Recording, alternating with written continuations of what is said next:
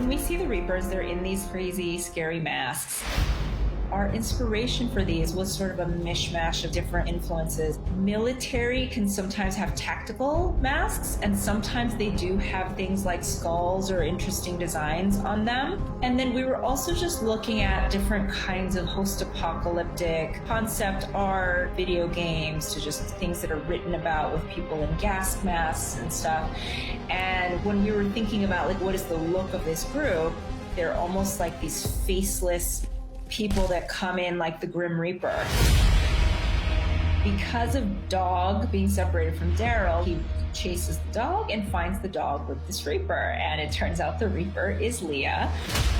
We had always planned for that to be the story. This is not a story we came up with after that first episode with Daryl and Leah aired. And also a lot of time has passed. So there's obviously a story that has happened in the interim. And when they kind of crash into each other, there's a whole lot that's going on through Daryl's head. But the first thing is, I gotta lie to get out of it. Like whatever I have to say to do to get out of this, like I'm gonna leverage that little bit of trust that she has in me to help my people, because as soon as he sees her on the other side of this, he's like, okay, maybe I was wrong about her, but I'm not really gonna hang around to try to figure it out. Look, I don't know who you're fighting, but I am not part of it. The way that we always thought about this group is that they probably have a series of things that they do when they come across what would be enemy combatants to them. They were all basically like military contractors, or what some would call mercenaries. And they were doing these things at a time when there was a lot of torture that was sort of like sanctioned in the military. So they all learned those techniques and became very familiar with them before the world fell. And so for the Reapers, this is just part of what they have to do. And I think Leah is a character that she can't be seen to be showing any softness towards anybody. She is part of this group and she answers to somebody else.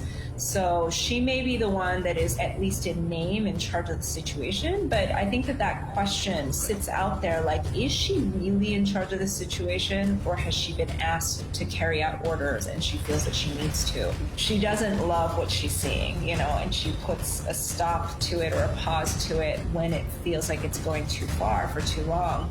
So there's just a lot of complicated emotions that are running through the whole thing. The one we answer to won't be so nice.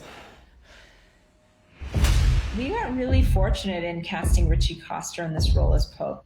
He just had a take on it right away. When we were developing this character, one of the things that we talked about is just this idea of being chosen and what that can, in the most extreme versions, cause people to do. For Pope, we just felt that it'd be interesting to kind of illustrate somebody who probably was a brilliant tactical mind, was probably a really great commander, and yet became kind of disgruntled by the system and felt left behind in some ways, and saw people that he felt were left behind. There was this story, this thing that felt miraculous happen, which is actually not that uncommon, which is that sometimes you're in a building in a raging fire and the fire jumps your building. And that's when I knew we were the chosen ones. God had spared them all for something important, and that made him feel like he needed to go throughout this after time and grab what they needed on behalf of his people. And, you know, in many ways, he has been an effective leader of his people in that he has kept them safe and alive, but at what cost to anybody else? This idea of a trial by fire just felt like this divine test. We felt like that was just a very dramatic way to illustrate the type of danger that they're all in, but Leah too. For whatever it's worth, there is a kind of a turning point for Leah in that moment as well, because it's one thing to be inside the circle of love and to feel like she's one of his favorites and he sees her as a daughter, but what kind of father sticks their daughter in a room and sets it on fire with like no obvious way to get out? That is super, super intense. And so for both of these characters, they kind of come out of this, and Pope intends for them to come out feeling like changed people, and they do, but maybe not in the way that he's thinking is going to happen. In this scene where he puts Bossy's head in the fire, we wanted to kind of show a few things. One is that, you know, in the apocalypse, we've seen our characters, we've seen villains, we've seen a lot of them do some pretty intense things.